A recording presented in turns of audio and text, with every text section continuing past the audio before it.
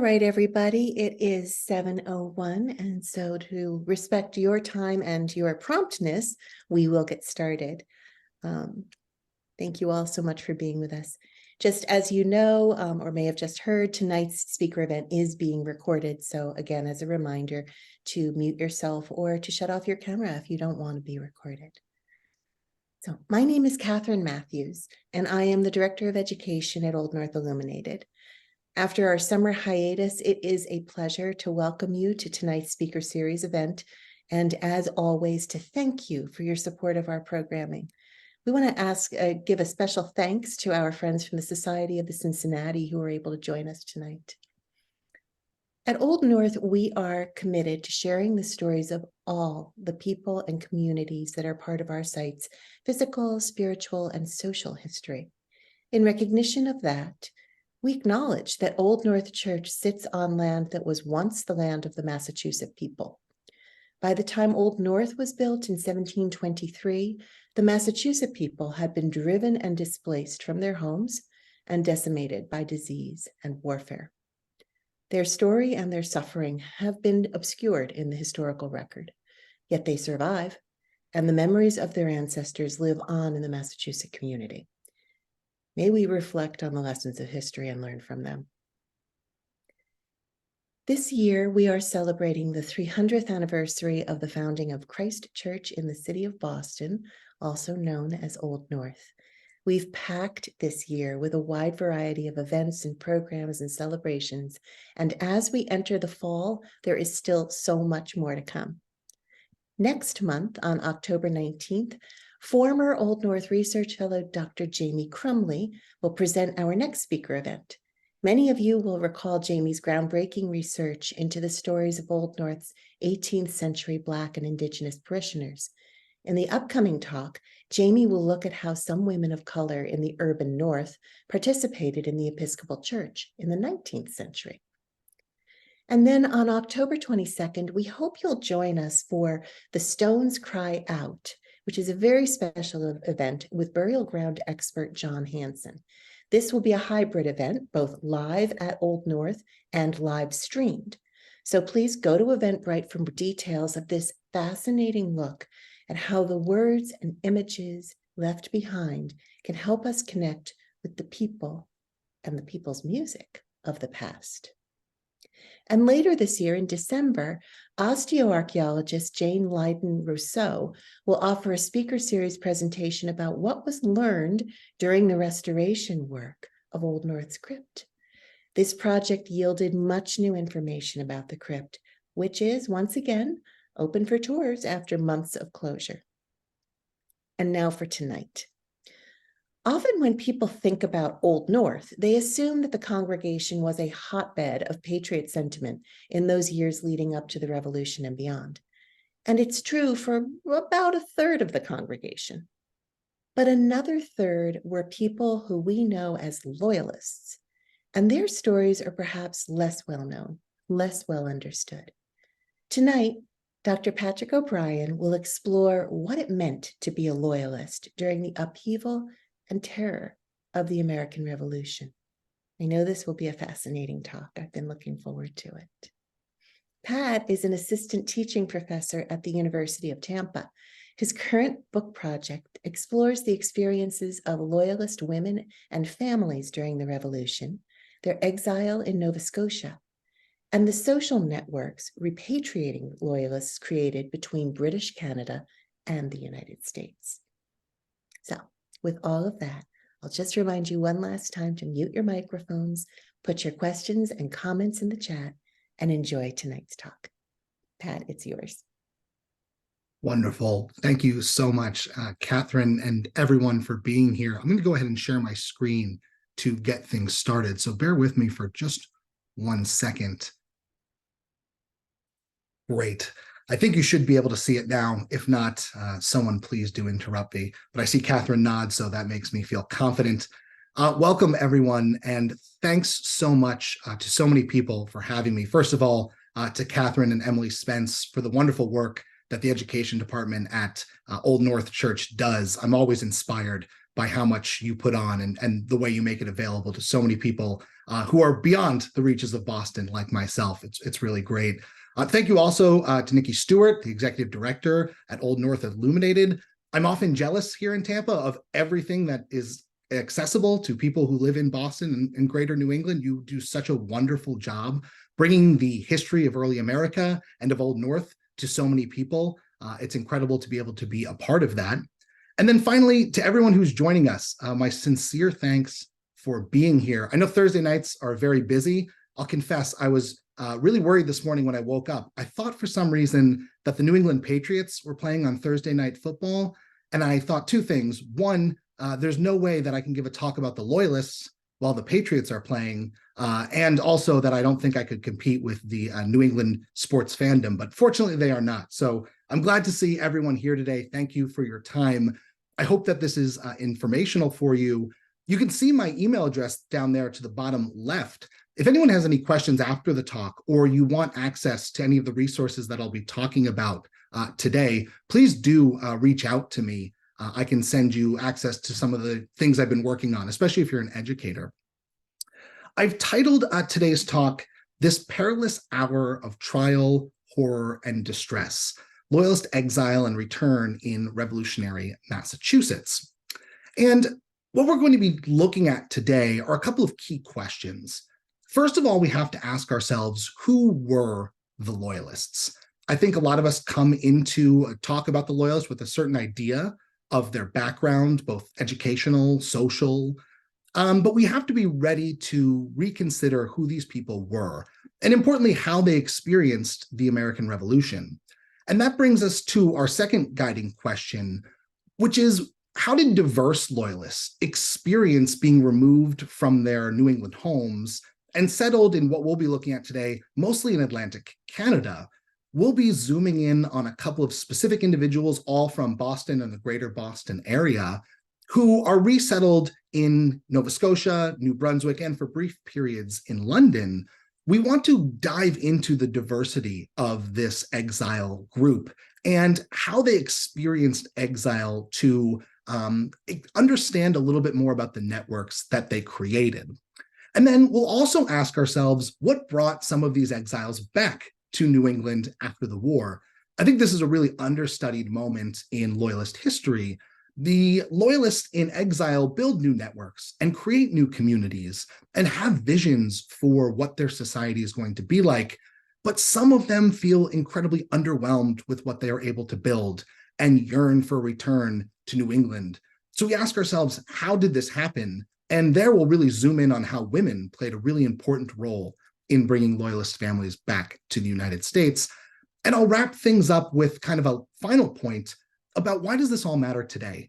I'll only use this word once during the talk, but as we approach the semi-sesquicentennial, so the 250th anniversary of the American Revolution, I think the Loyalists have really valuable lessons for all of us to learn from. And I think for the next generation, there's a lot of avenues for research, and we should be teaching the Loyalist experience as much as we teach the Patriot one.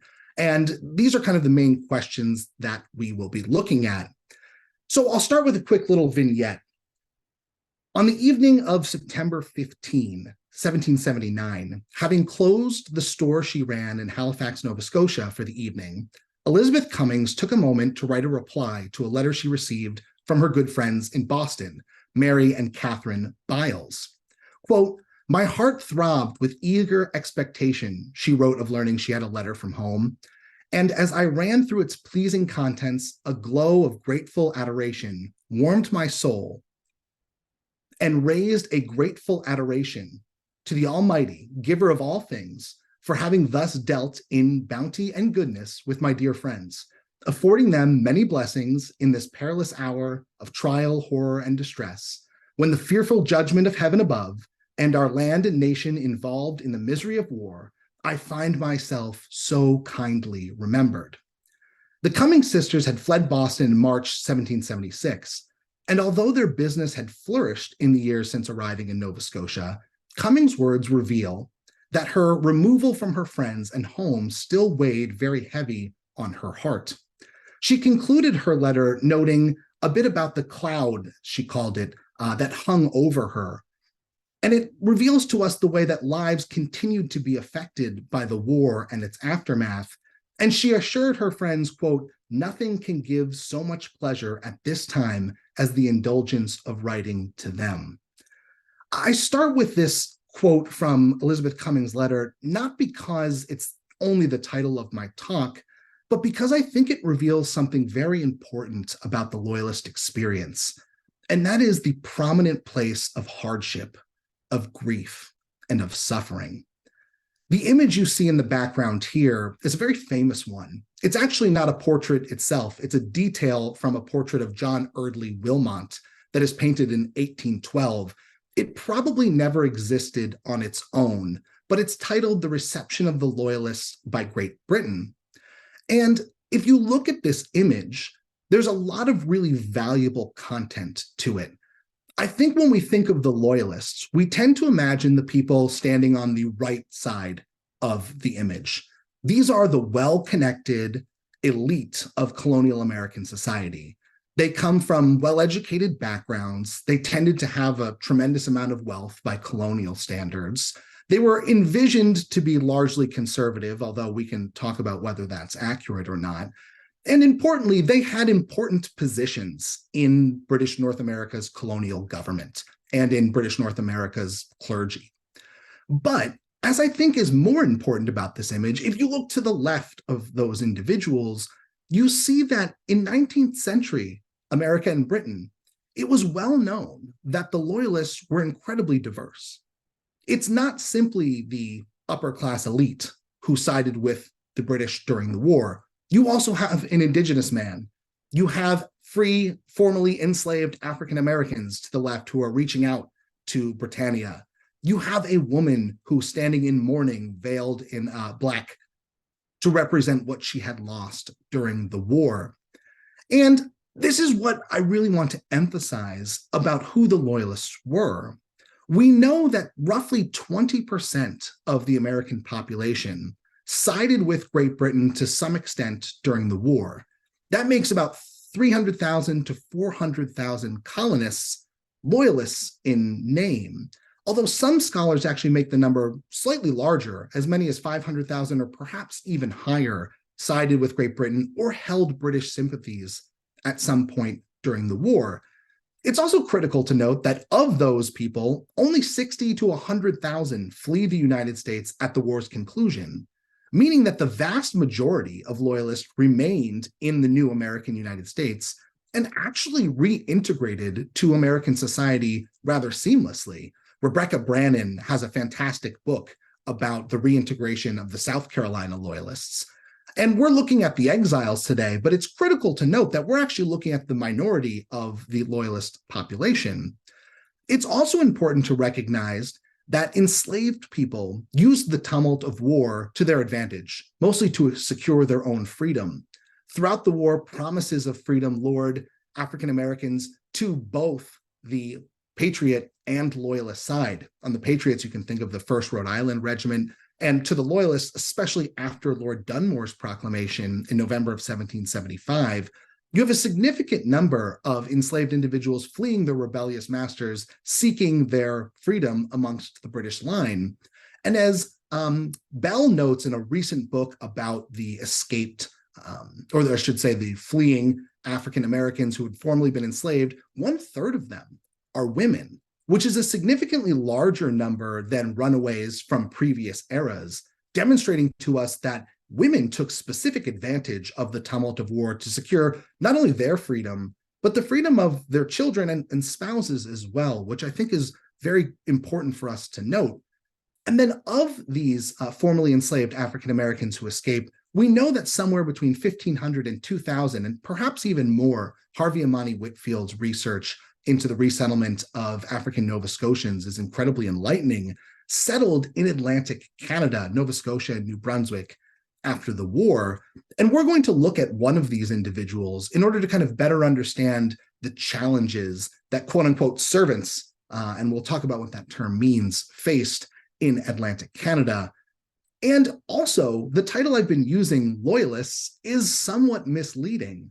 After all, that moniker is created by the upper echelon of the Loyalist Society as they're petitioning for compensation from the British government. They're emphasizing their loyalty so that they'll be repaid for the things that they think they are owed. And some of them will greatly exaggerate how much they are owed and actually get it, which is really very interesting about this, while others get nothing, even if they were honest about what they have lost. They'll use this term loyalist to be compensated by the British and the American government. But I think that that title is very misleading because it suggests a unified body. It suggests a monolith whose defining characteristic was their devotion to the British Empire. But really, it erases just as much as it highlights. Because what we lose, and what's not necessarily visible in Benjamin West's painting that I have in the background here, is the ideological diversity of the Loyalist diaspora that was equally as important as its physical diversity. So I also think that we should talk quickly about the source base that we as historians use to figure out who the Loyalists were, because it'll help illuminate some of the problems with studying the Loyalists. Perhaps one of the most important source bases is the Loyalist Claims Commission. There's more than 3,000 claims created by Loyalist families after the war for compensation. The British government will eventually give over £3 million. This is about 37% of everything that was requested. And much of what we know about the Loyalists comes from studying these claims. We can figure out who the Loyalists were, what they owed, how they viewed their own allegiance, because many of these claims come with statements of their loyalty that are endorsed by fellow Loyalists, or in some cases, American patriots as well. And much of what we get from the Loyalists is built from these. And I'll talk a bit about the problems in just a second with that. We also know a lot about the Loyalists from colonial newspapers. I have one of them clipped to the bottom left from Massachusetts, talking about how our Tories are the worst in the province, which is already giving you a sense of how colonial newspapers covered the Loyalists. We also know a bit about them from the pamphlets that are published in the 18th century. I love giving the students in my American history class one of them called The Deceiver Unmasked, or Loyalty and Interest United, which is the Reverend Charles Inglis of New York's rebuttal to Thomas Paine's Common Sense. Now, all of my students have heard of Common Sense, they know a bit about it, but when they learn that there is a rebuttal to it, they're often left kind of shocked, and they really like working through the arguments that are made there. But these pamphlets are really useful for us as well. We use a number of personal writings, which I'll be leaning into very heavily for this talk. There's legislation that is created mostly banning the Loyalists from returning, although a lot of it is taken back after the war. And then to understand African Nova Scotians, perhaps the most important source we have is the, quote, Book of Negroes that was created by the British government for the resettling of free people of color in the Maritimes.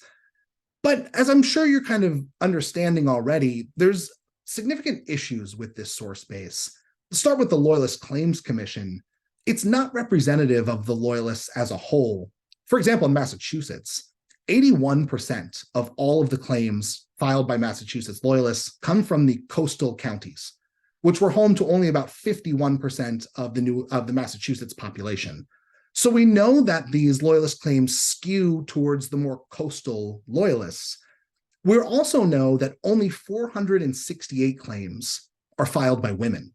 And Mary Beth Norton has done a really good job in writing an article showing what we can figure out from these claims by women, but that's a fraction of the overall Loyalist claims. So getting into the mindset of Loyalist women has proved challenging for a number of historians. As you saw from the pamphlets, a lot of them that are circulated are created by the elite. Charles Inglis is an Anglican minister. They tend to skew towards the specific Anglican view of loyalism, which is an important one, but again, not representative of the Loyalists as a whole. We know that Loyalists came from all walks of life. They represent a really good socioeconomic cross-section and ideological cross-section of colonial American society. And I think actually most importantly, something that really skews our understanding of the Loyalists are the things that are written in the early 19th century, by early 19th century American historians.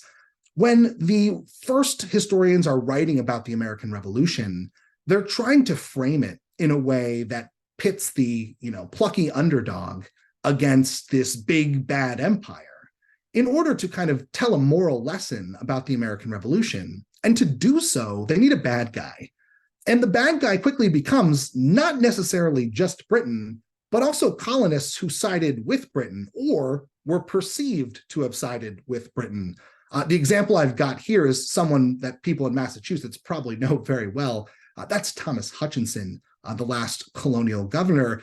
For those of you who've read a bit about Thomas Hutchinson, he's probably like a lot of us academics, very interested in the history of New England. I mean, born and bred New Englander whose family goes back generations. But in Mercy Otis Warren's hands, as you can see from this quote in her 1805 publication, he's dark, intriguing, insinuating, haughty, and ambitious. While the extreme avarice marked each figure of his character, his abilities were little elevated above the line of mediocrity, which is pretty damning language to use. And what Mercy Otis Warren does, and kind of throughout that publication, is extrapolate out from Hutchinson to cover all the loyalists. They all become self-serving, which is the opposite of the patriots in this case, who were self-denying, right? Who were disinterested, as John Adams would call them. And so you get this dichotomy that's not necessarily accurate. And I think one of the major takeaways from today is that loyalties in the 18th century were on a scale. They were fluid.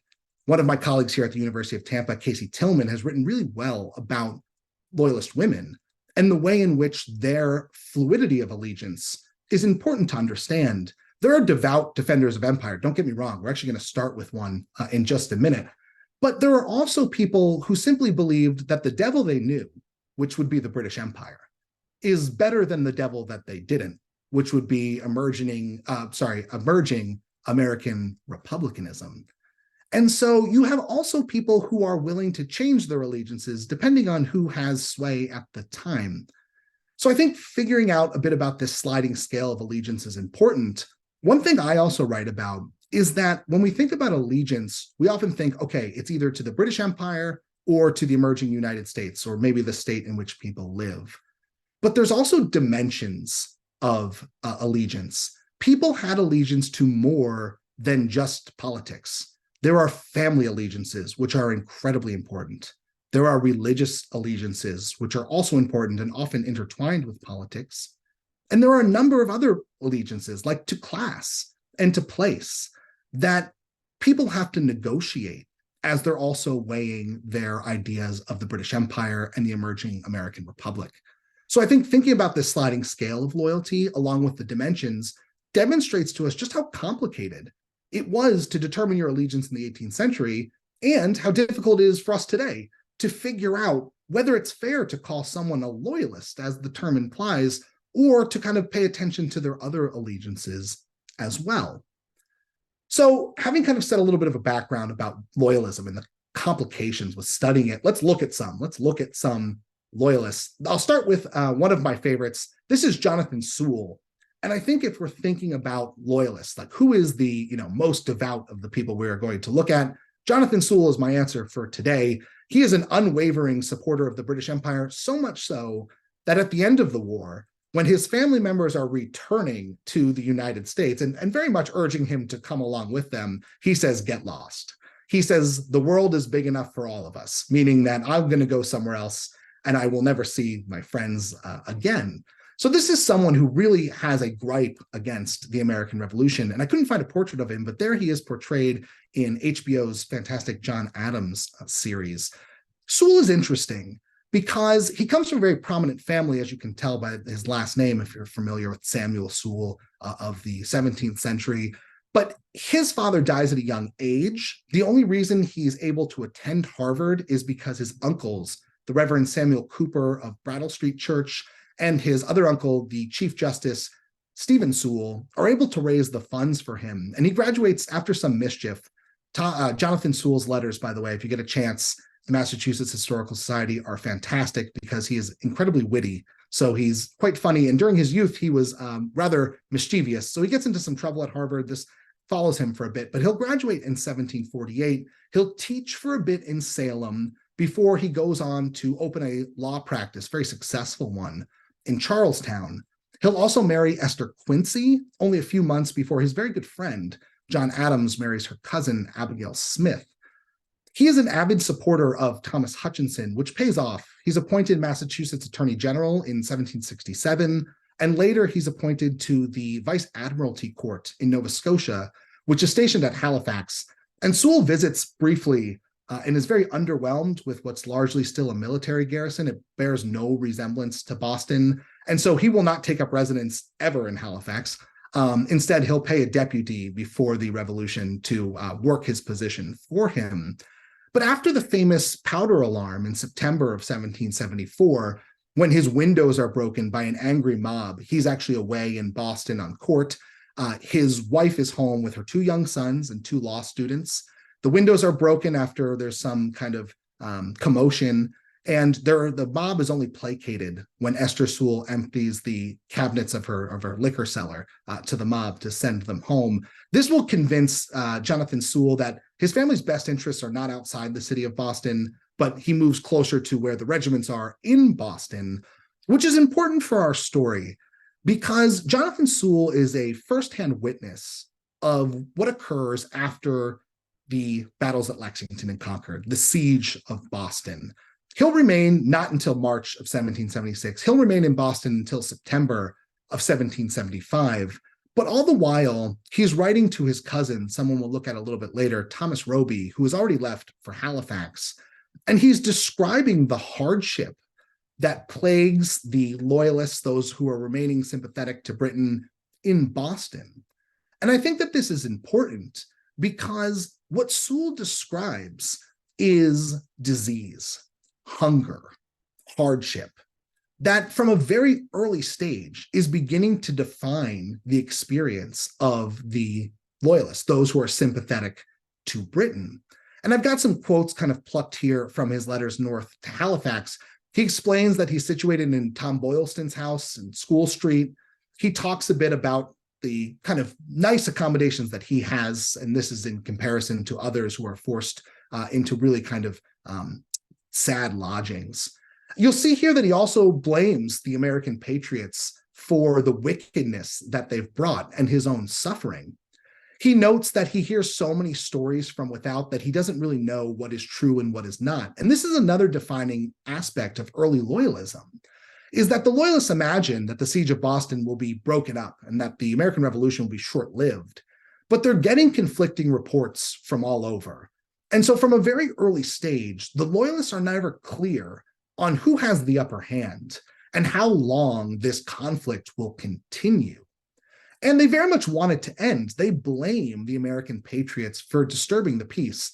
A lot of loyalists will write about the, quote, unnatural rebellion that has been created by the American patriots, which is a really interesting perspective to have. He also writes about the disease that is plaguing the people held up in Boston. He writes, for a month past, you meet as many dead folks as live ones, which is, again, really kind of graphic, but tells us about this hardship that, once again, in exile, is going to plague the loyalist community. And ultimately, it's disease and death that change his plans.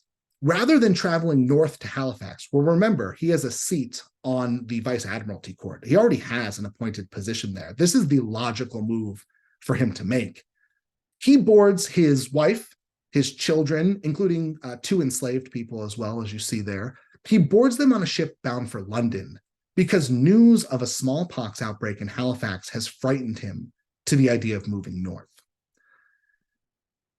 There's someone else held up in Boston that I know people at Old North are intimately familiar with, and this is the Reverend Mathers Byles Jr., who is, of course, the second rector of Christ Church. He'll famously hand over the keys on the eve of the American Revolution to the church. I hope some of you here had the opportunity to attend Revolution's Edge this summer, put on by Old North. I was there very early on, I think in the second week or third week of its production in June, and I was so struck by how well Mathers Byles Jr. was encapsulated and how well the writers talked about the complications of loyalty. Mathers Byles Jr. is there in Boston as well, but he experiences the death and hardship of early loyalism firsthand. His first wife, Rebecca, dies in the summer of 1775. And it's unclear exactly if she dies of disease brought about by the overcrowding of Boston. But his mother also dies as well. So he's experienced death kind of twice during this period. And he will, in March of 1776, board along with about 1,000 others with the British troops bound for Halifax, Nova Scotia. He'll also take with him his 13-year-old daughter, Rebecca, his son, Mathers Byles III, his daughter, Elizabeth, Anna, and Sarah with him as well. And it's important here to talk a little bit about Halifax and about Nova Scotia. The Loyalists are very much persuaded early on in their settlements that Nova Scotia does not have opportunity. What's interesting about Halifax is that it's only about 415 nautical miles northeast of Boston. That's about a 4-day sail at the time. And this sail was actually rather tumultuous. Most of the Loyalists who make the crossing talk about how rough it was and how hard it was on them, a lot of seasickness. And if anyone's ever been to Halifax or the South Shore of Nova Scotia, you'll know that the geography and the climate is really not all that different from Boston or from other parts of New England. But for the Loyalists, these two places couldn't have been more different. I'll read you some of the quotes. Mary Bradstreet Roby, a fellow exile, will write in January of 1776, "So much for Halifax. I wish I had never seen it. Now, if I knew what to say more, I would write on by way of amusement for myself, for I have no other. And if I thought it would be any amusement to you, and had my New England head, I believe I should. But as that is not the case, and this dumb and stupid place furnishes no topic, either for conversation or writing, I shall conclude." And I think that that quote is really powerful. Not only is it pretty damning of Halifax, but also she talks about losing her New England head. And I think what she means by that is that by removing to Halifax, she has lost a bit of her intrinsic character. This is an individual whose family line traces back to the earliest days of the settlement of New England. Her great-great-grandfather was a former governor of Massachusetts. This is someone who believed themselves distinctly American, and removing to Halifax changed that for her. It caused her to lose her sensibilities, her New England head. Jacob Bailey of Maine was very much looking forward to resettling in Nova Scotia because he was excited to, quote, live in the place of a lawful prince once again. But seeing the coast for the first time, he noted only, quote, its dark and dejecting gloom, and described the, quote, shrubby spruce, fir, and hemlock, which by their starving and misshapen appearance sufficiently indicate the severity of the climate and the barrenness of the soil. So once again, a really kind of negative description of Nova Scotia. Another refugee wrote later in 1783, quote, "We were taught to believe this place was not as barren and foggy as had been represented, but we find it 10 times worse.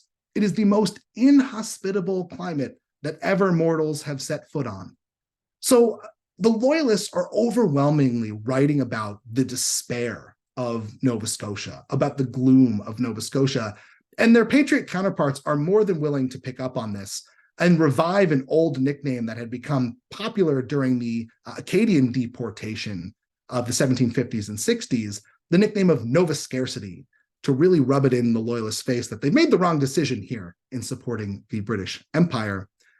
And I bring that up not because it's an interesting tidbit, but because it is really central to the Loyalist exile experience in Nova Scotia and in Halifax. They saw themselves not as staunch defenders of the British Empire, but as refugees, as exiles. And they often wrote about themselves as such. Most of them, at least until the 1780s, late 80s, and early 90s, they referred to themselves not as loyalists, but as refugees. And what you can see here on the left is a piece that we had digitized over at the MHS of Elizabeth Byles. She writes a letter back to her aunts in Boston from Halifax. And the last page of it, she's, I believe, around 11 years old at the time of this letter. The last page of it, she includes a poem that her father had written and that she had stitched into a sampler. And I'll just read it to you because I think it's incredibly powerful. "I, a young exile from my native shore, stare at the flash of arms and dread the roar. My softer soul, not formed for scenes like these, flies to the arts of innocence and peace. My heart exults, while to the attentive eye, the curious needle spreads the enameled dye, while varying shades the pleasing task beguile. My friends approve me, and my parents smile. It's a really interesting poem for a lot of reasons. If we had more time, we could talk about, being a young loyalist, a second generation loyalist, about being a young girl in particular in Halifax. But that first line, I, a young exile from my native shore, really drives home how deeply ingrained the refugee experience was for the loyalists in Nova Scotia. Their defining characteristic, arguably, is their removal from home, is their exile. And I think that this is important for a lot of reasons, but it allows us specifically to study loyalist women in a really interesting way. I'll shift gears from the Byles family and bring up now the Roby family of Marblehead, Massachusetts. Thomas Roby, and the Roby family is the subject of my ongoing book project. Thomas Roby is a prosperous merchant in Marblehead. He's also the cousin of Jonathan Sewell. Like Sewell, he's left fatherless at a young age. He has an apprenticeship and becomes a vendor of British-made goods. He moves to Marblehead, which is on the up and up in the 1750s, and marries the daughter of Reverend Simon Bradstreet, a very wealthy member of town from the Second Congregationalist Church.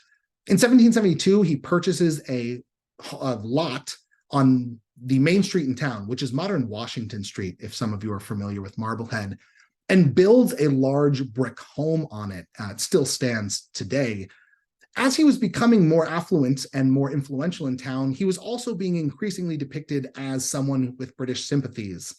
He was accused of continuing to import British goods in violation of the non-importation agreements, something he vehemently denied, but was hurled at him in newspapers and in other publications.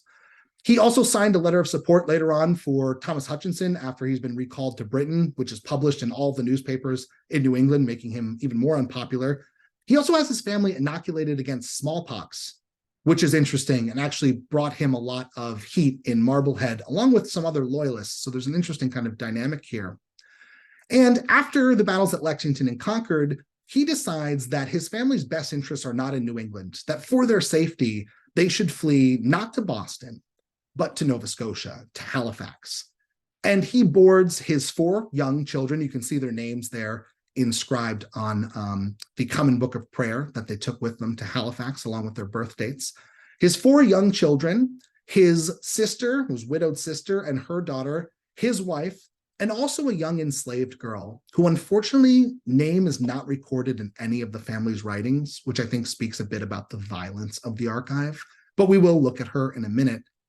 And they arrive in Halifax very early on. They're some of the earliest loyalists to come to Nova Scotia. And this benefits Roby. As you can see in the bottom right there, he reopens his store, his importing business, and he does quite well, benefiting after the influx of 1,000 refugees in March of 1776, and then again later on thereafter when more refugees come.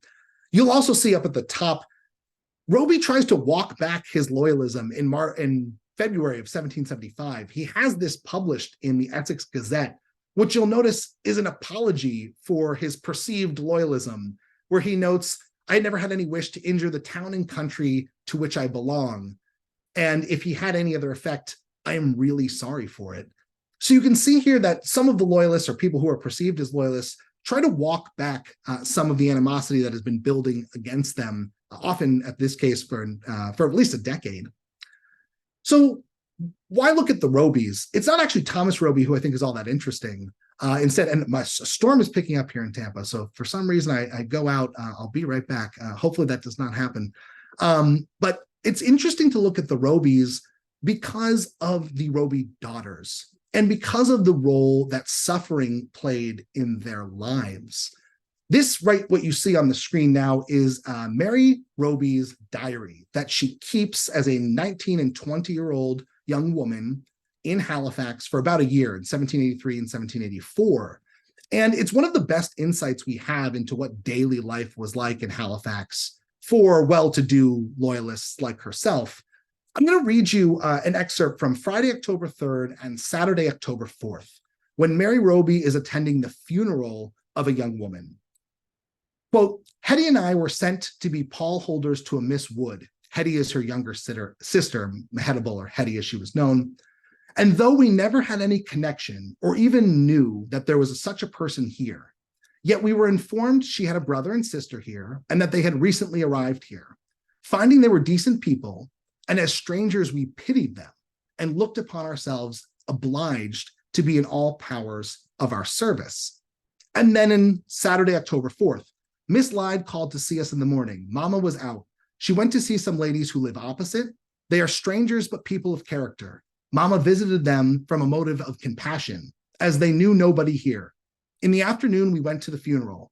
We imagined that as it was a person we had no regard for, nor had ever seen, that would be unaffected. But there is something so awful in death that we could not look at it unmoved. This was a young woman of 6 and 20 who, after a short illness, was cropped, as it were, in the flower of her age, in a strange place, unknown and unlamented. And I think what you see there is something really powerful. Roby imagined that she had no connection with this young woman she had never met, was serving from an obligation that she had as a fellow loyalist. But upon attending the funeral, she expresses what was something that was very important to 18th century young women, and that is the idea of fellow feeling, what 19th century individuals would call empathy. This fellow feeling arose from nothing more than their shared hardship. Roby saw in this Miss Wood a vision of herself, and very much feared some of what Miss Wood was experiencing, being buried in exile, being buried as a refugee, unknown and unlamented. But you also see not just fear, but community building. The loyalist women, more so than the men, were expected to express this fellow feeling. It's built into late 18th century ideology about how young women should act. They're supposed to feel what later people would call empathy with their fellow exiles, but not so the men, right? The stiff upper lip of the British Empire. Men were supposed to remain optimistic about the king and about the government of Nova Scotia, not to kind of dwell in the hardship. And so it's women who began building the intangible bonds of community with fellow refugees based only on their shared suffering. And to drive that home even further, there's another funeral in January of 1784 for a fellow refugee from Massachusetts that is attended both by Byles Jr. and by Mary Roby, and they both write about it. Byles writes simply, "I attended the funeral of a son of the Reverend Mr. Rogers of Littleton, who has left a widow and 8 children. Mary Roby writes, "Mr. Rogers is dead. Such is the lot of all mankind. Be still my heart and cease to flow my tears. Yet not the bare knowledge of his death could affect me. Like viewing the indescribable distress of his wife, how hard is her lot." So you notice here that they both reference the widow that is left, but Mary Roby empathizes with the widow in a way that Byles may have done, but certainly doesn't write about.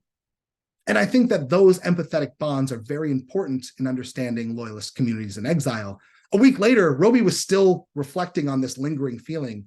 "I am still reflecting on the dissolution of Mr. Rogers' image before me. I cannot attend to visitors or anything else. Everything seems trifling." So this shared suffering is incredibly important to the loyalist communities and the intangible bonds that are created amongst them, but it had limits. There are another group of refugees amongst the Loyalists of Halifax. These are formerly enslaved African Americans who flee largely New York in 1783 and 1784 with the retreating British Army. Like I said, between 1,500 and 2,000, perhaps even more, Black settlers came to Nova Scotia alongside the Loyalists. And this is not kind of well known in the United States, but slavery existed in Nova Scotia, much like slavery existed in New England. It was different than in the colonial plantations of the South or of the Caribbean. It's what historians call, quote, family slavery. And it was imagined by 18th century New Englanders and Nova Scotians to be less brutal than the form that existed in the colonial plantations of the South, but was no less so, as we're about to see in a minute. And the settlers, including Loyalists of Halifax, actually regularly practiced the capture and resale of free Black individuals in Halifax, some of them to the West Indies, so much so that in the 1780s, the Nova Scotia legislature debates passing a law that would forbid the sale of formerly enslaved people to the Caribbean. And the famous Book of Negroes identifies a lot of arrivals as, quote, servants. But Harvey Amani Whitfield's research really demonstrates that this term was probably used in order that if a law ever was passed in Nova Scotia banning slavery, that people identified as servants would not be emancipated. They operated in this ambiguous realm of freedom, but still enslaved by families because they needed to maintain a close connection to them, or else risk being captured and sold into a worse fate. And it allows me to shed light on a really interesting woman named Flora Lee, who also comes from Marblehead, Massachusetts.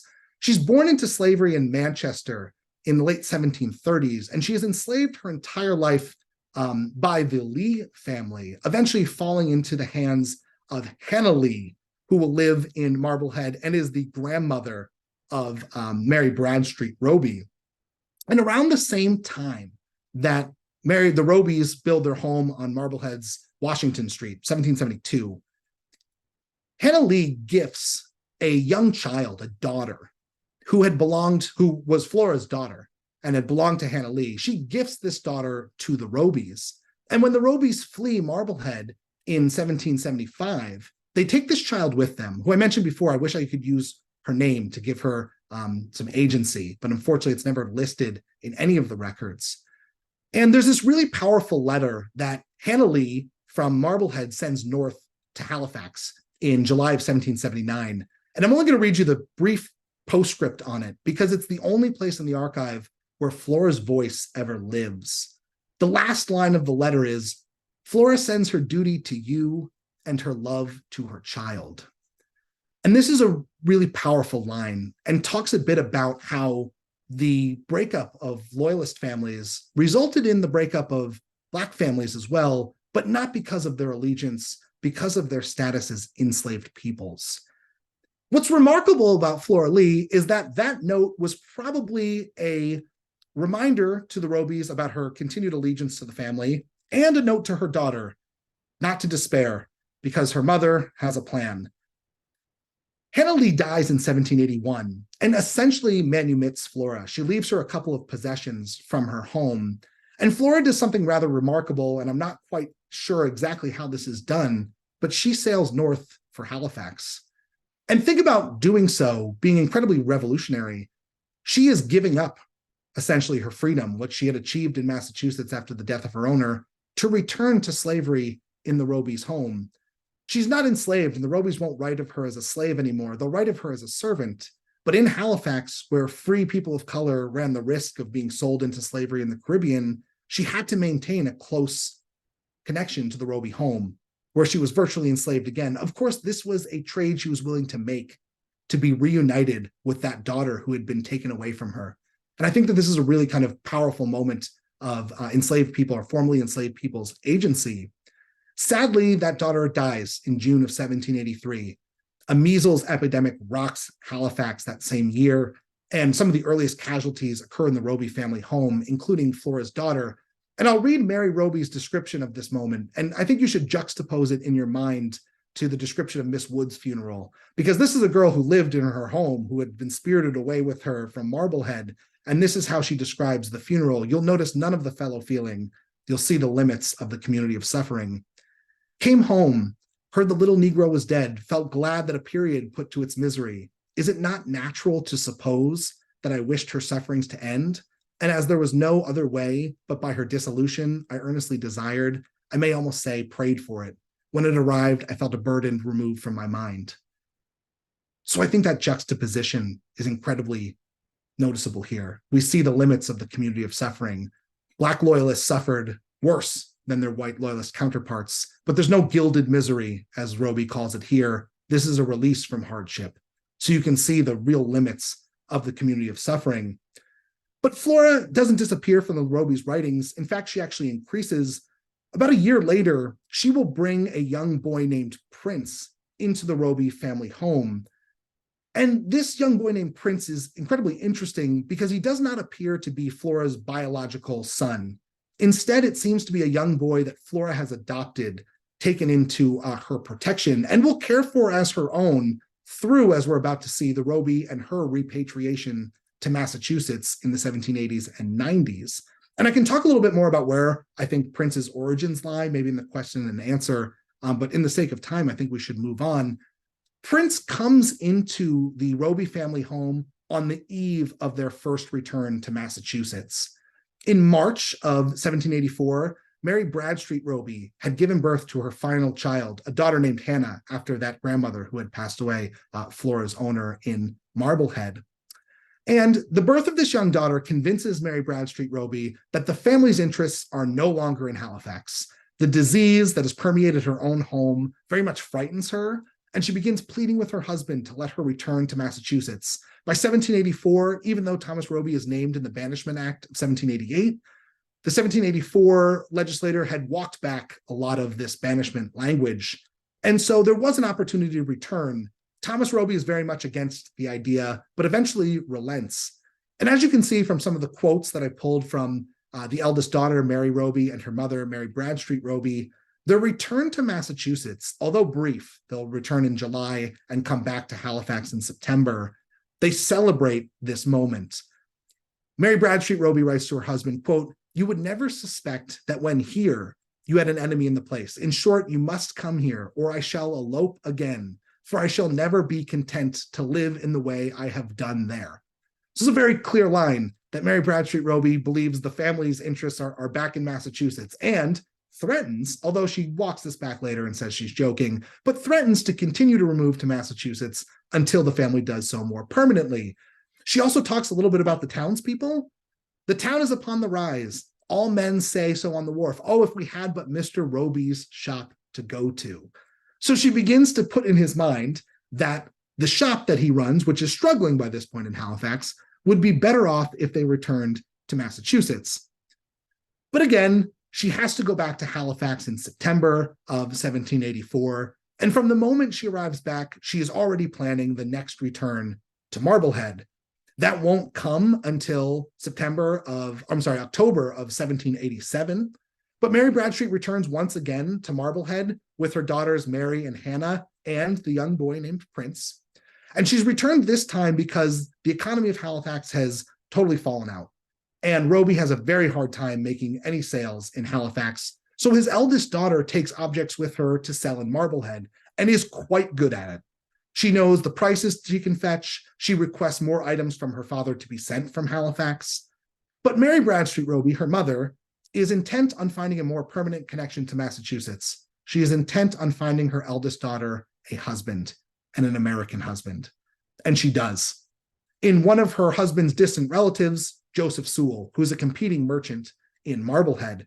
And Sewell writes back to Halifax, to Thomas Roby, "I should not have presumed to make the application if it had not been for some encouragement from Mrs. Roby, and I shall be ever entertain the most gratefulness towards her." I'm paraphrasing there a little bit.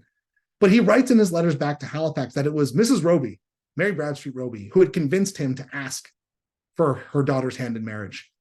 And they wed in September of 1788. Mary Bradstreet Roby writes in no uncertain terms back to Halifax that her husband will consent to the marriage because they all have to give up if she is to be the gainer. And while most people are happy about this marriage, there is someone who is very unhappy.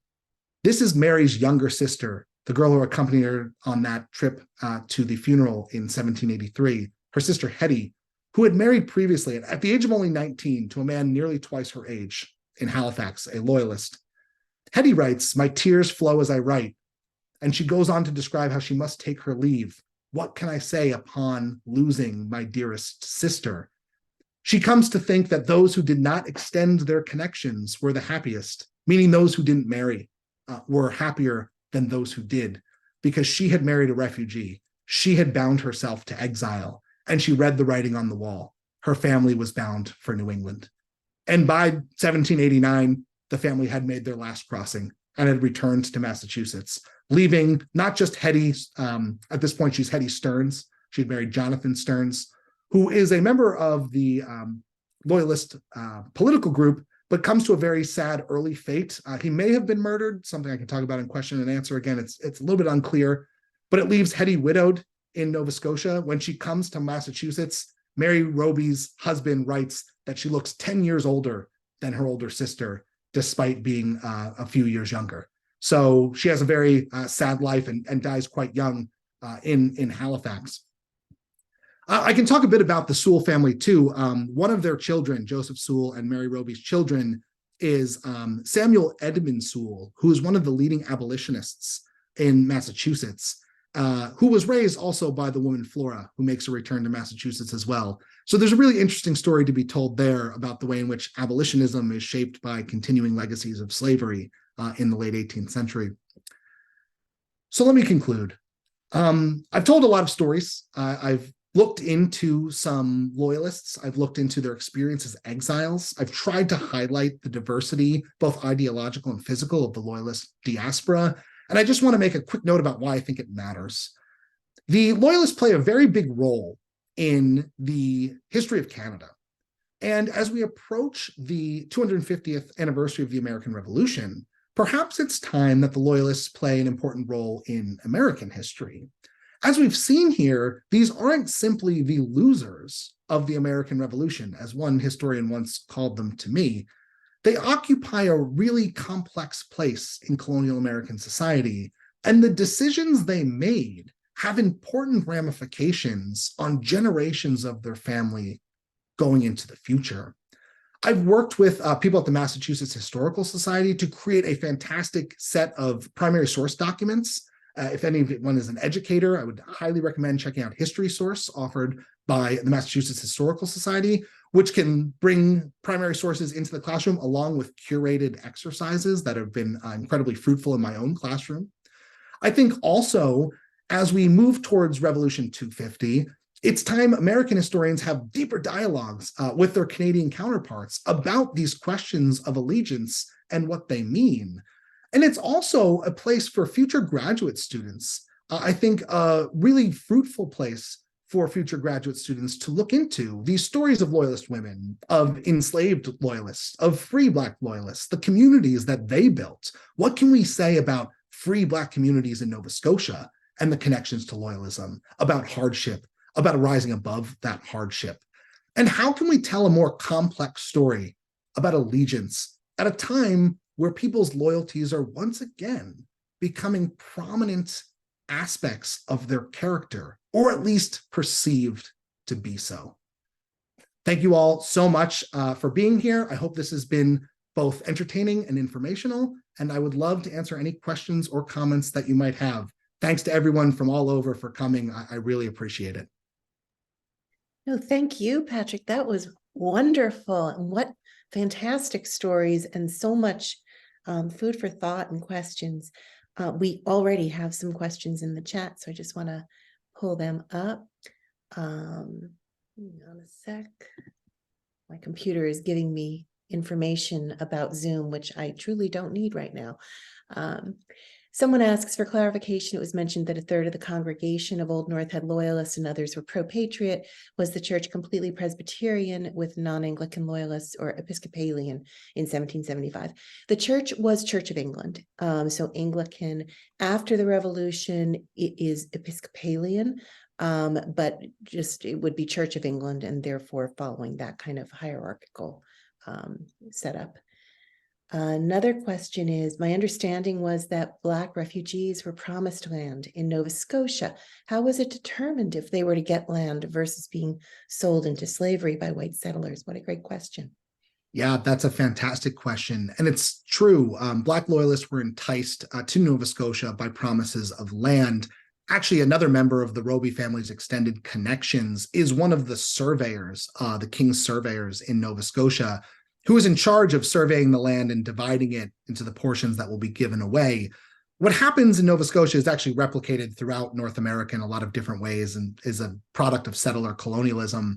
But the best land, and in Nova Scotia, it's very scarce, especially on the South Shore. The Annapolis Valley, which is on the North Shore by the Bay of Fundy across from New Brunswick, has slightly more fertile land. This is where the Acadians had settled earlier prior to their removal in Le Grand Arrangement. But the South Shore of Nova Scotia is more rocky, not necessarily as fruitful in terms of planting. And what happens most famously at Shelburne is the places that are best suited for farming are given to white loyalists. And then deeper into the woods, so closer into the interior of Nova Scotia, the rocky wooded land is given to Black loyalists. And what happens is actually that these Black loyalists are really important laborers in Shelburne. I mean, Shelburne grows to one of the largest towns in British North America almost overnight as thousands of refugees arrive, right? 30,000 refugees alive in Nova Scotia. A significant portion of them, if not most, are landing in Shelburne. Labor is needed to clear the land, to cut down trees, to build homes.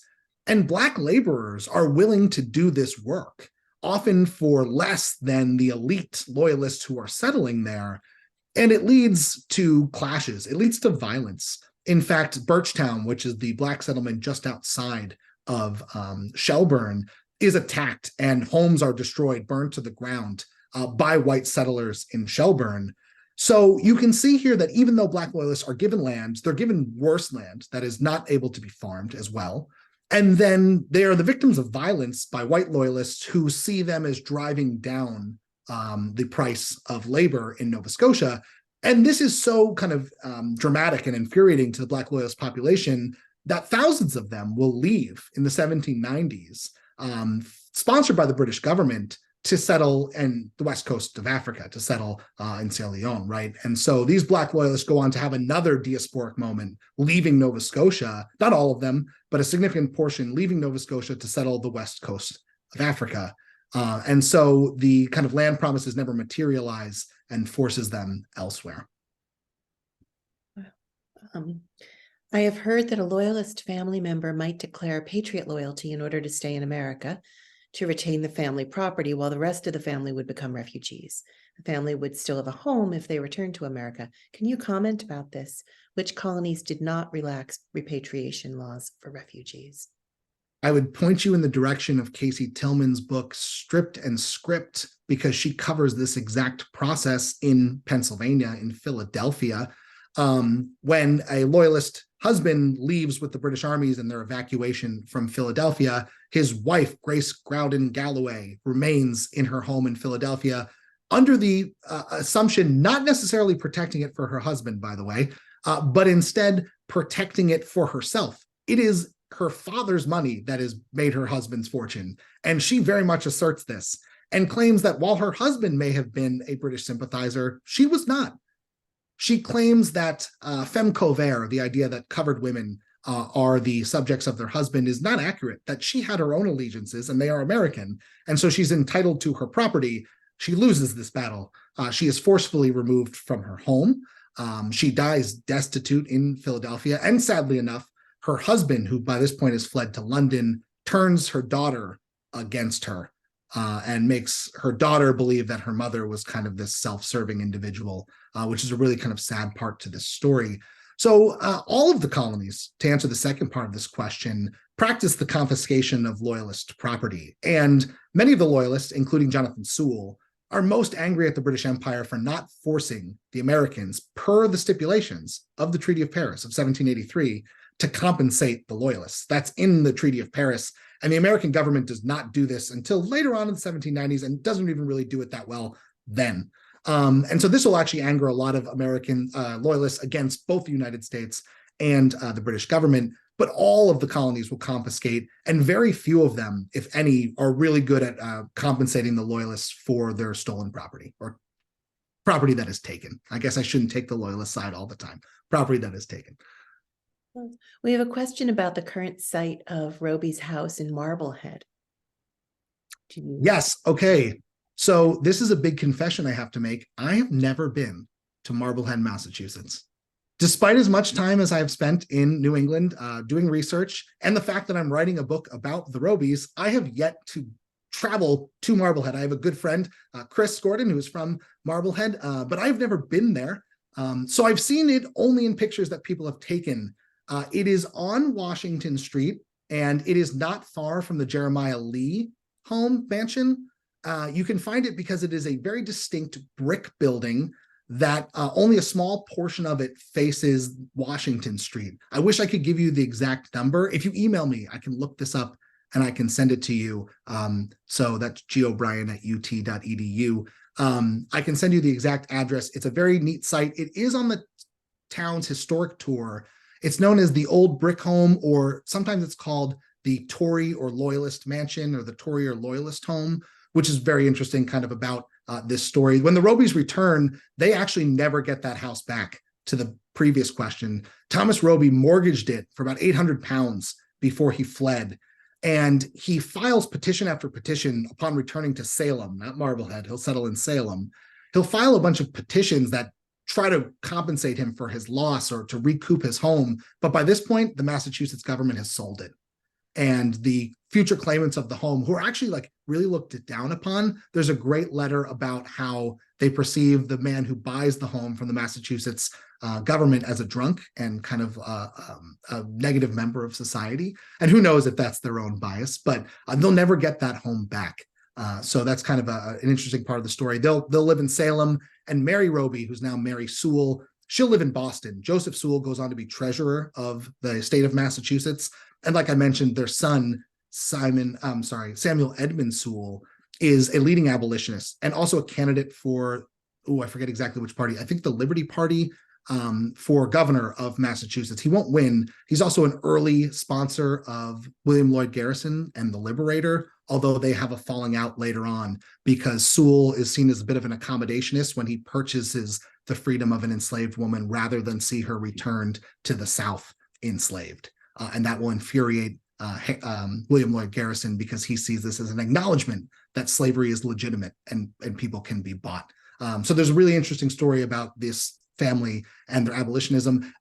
Samuel Edmund Sewell is also an attorney for Louisa May Alcott, who he is related to by marriage, and his wife. So if you've seen the modern iteration of Little Women, there is a reference to the Sewells in there, and they're referencing this family. So really kind of interesting. We have a question. Why Nova Scotia? Two quick answers there. One is that it's close. But part of this answer, and keep in mind that Nova Scotia at the time incorporates all of what's now Nova Scotia and Cape Breton, also the island of Prince Edward Island, and all of what is now New Brunswick, and even portions of Maine, because that border is totally unclear. So portions of Maine, New Brunswick, Prince Edward Island, and Nova Scotia are all Nova Scotia until 1784, when New Brunswick is created for the Loyalists. So part of the answer is that it's close. The second answer is actually the more interesting one. The British government had tried to populate Nova Scotia ever since they won it back in the early 18th century and had failed miserably.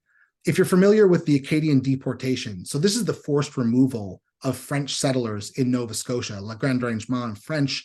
Many of them are sent back to France. Some, although not as many as often mythicized, settle in New Orleans area. They become the Cajuns. If you're familiar with the famous poem Evangeline, these are the Acadians by Henry Wadsworth Longfellow. The British government was interested in populating Nova Scotia because they understood that though they had won this land, it was virtually useless to them unless they could get British settlers to live on it. The problem with this was that New Englanders had this really negative depiction of Nova Scotia. They actually give away thousands, tens of thousands of acres. This is the British government giving away tens of thousands of acres of Nova Scotian land to New England settlers, a lot of them from Rhode Island, a few from Connecticut, in the hopes that they will move there and make it into a competitor with New England. One of the big land grantees, by the way, is Benjamin Franklin, who will hold on to this land for his entire life, and then upon his death, will it to his loyalist son as a bit of a slap in the face, giving him land that he says something along the lines of is virtually useless, insinuating that his son was the same thing. This is the scheme that's going on. The idea is that the Loyalists will be pawns. They'll be settlers to transform British Atlantic Canada into what the Britons had always hoped, which one Loyalist calls, quote, the envy of the American states. Of course, that never materializes. And there's also a really interesting story here about the British view of government and the British plan for North America. One of the causes of the American Revolution is the Proclamation of 1763, which doesn't allow settlers to move west of basically the Appalachian Mountains, or it does allow them to move west, but without British protection, because the Britons don't want to pay with another war with Native American peoples. They can't protect these settlers. But what isn't closed off is the North, right? This is the same time that they're trying to recruit settlers to Atlantic Canada. So what the British envision, and by the way, which Loyalists envision later on, Loyalists of Prince Edward Island writes that, we've lost the southern colonies, but who cares? Let's build the empire of this maritime empire. in Atlantic Canada. Let's have Nova Scotia, Halifax, which is the world's second largest harbor, natural harbor, only smaller to Sydney, Australia. Let's have this be the hub that New York or Philadelphia or Boston or Charleston was going to become. But of course, by that point, the British had turned their attention to the Indian Ocean. And a lot of the frustrations that loyalists have in future generations is that the British Empire pays them very little attention until the First World War. And the First World War, Halifax becomes kind of important once again. But at this point, Canada is independent and only a dominion. And so things have changed. I've been thinking about the fact that the letters that you quote often very much stress their feeling of being American. They're American. Mm-hmm. And I'm wondering, like, if you'd like to comment on that. I mean, I think it's fascinating, but I also was thinking about when they return and like this resumption of their Americanness and how they melded back in with their neighbors. Mary Beth Norton, in her book, The British Americans, has a great line that she says, and I'm slightly paraphrasing, but she says, ironically, the Loyalists only realized how American they were once they were in Britain, because she's studying the Loyalists who go to London. And I think that this is incredibly true. I think the Loyalists, especially even the people who had staunch supporters, people like Jonathan Sewell, they had a vision of Great Britain and of the empire. And what they find out is that what they imagined the empire to be and what they imagined the obligations the empire had to its colonists, once those things don't materialize, they become very embittered. The biography of Jonathan Sewell really kind of highlights this and suggests that he was probably suffering from mental distress from this that actually kind of wore away at him physically. He loses weight. He's gaunt in descriptions. He'll run into John Adams, his old friend, when Adams is ambassador to Great Britain, and they have a really kind of interesting dialogue, both of them incredibly witty and funny as hell, going back at one another about their allegiances. And I think, Catherine, one other thing that's important is thinking about the second generation of loyalists. These people are very interesting. I forget the exact loyalist now, but a son of loyalist parents writes a really interesting letter in the early 19th century. It's 18 teens or 1820s. And he writes something along the lines of, I really wish that we had been on the right side of the war. And by that, he doesn't mean the War of 1812. He means the American Revolution. And he talks about his prospects for marriage and mentions that if his family wants to have any roots in their new home, he has to marry someone from New Brunswick because they're basically been rootless exiles, rootless refugees for a generation. And one thing I think is interesting about that is a very male perspective. A lot of second generation loyalist women are actually interested in returning to the United States. They believe that they can find American husbands and bring families back. And so there is a bit of competition, actually, in the second generation over what is better, even later on, even in the early 19th century. Is Nova Scotia, is Atlantic Canada, is the British Empire better, or is the emerging United States? And the story that I'd like to tell is that they're actually interconnected. A lot of money from Nova Scotia, some of the wealthiest loyalists and their descendants are investing money in American banks, especially banks in Boston. And they're receiving tremendous amounts of return on this money. And so a lot of wealth that is going to be created in Halifax. Samuel Edmund Sewell will visit Halifax shortly after he graduates from Harvard Law, first class of Harvard Law students in the 1820s. And he writes about its splendor, about its grandness, about how Halifax is everything that Boston wishes it was, which for those of us who have done both Boston and Halifax today know is not necessarily how most people think of the relationship between the two. Halifax is a smaller Boston, a more remote Boston. But the two are intimately interconnected. For those of you Bostonians, you probably are familiar with the Christmas tree that you send north to Halifax, or I'm sorry, that Halifax sends to you every year because of the explosion and the great help that Boston gave after the great explosion, the largest explosion before the atomic bomb. So the two are really intimately connected in interesting ways after the Loyalists. And it's those connections that Loyalists create that we have to thank for that in many ways. Well, I think that's a great place to stop. Thank you so very much for a really informative discussion. And we have the Roby House is at 137 Washington Street in Marblehead. The Lee Mansion is 161 Washington. Thank you, Charles. And thank you, Patrick. This was terrific and really appreciate it. I will reach out to you tomorrow for some source material that I'll send out to all of our audience members, if you don't mind. Okay. Absolutely. Thank you all so much again for your time. Thank you, everyone at Old North, for the opportunity. Really looked forward to this all summer. Thanks. Take care, everybody. Thank you.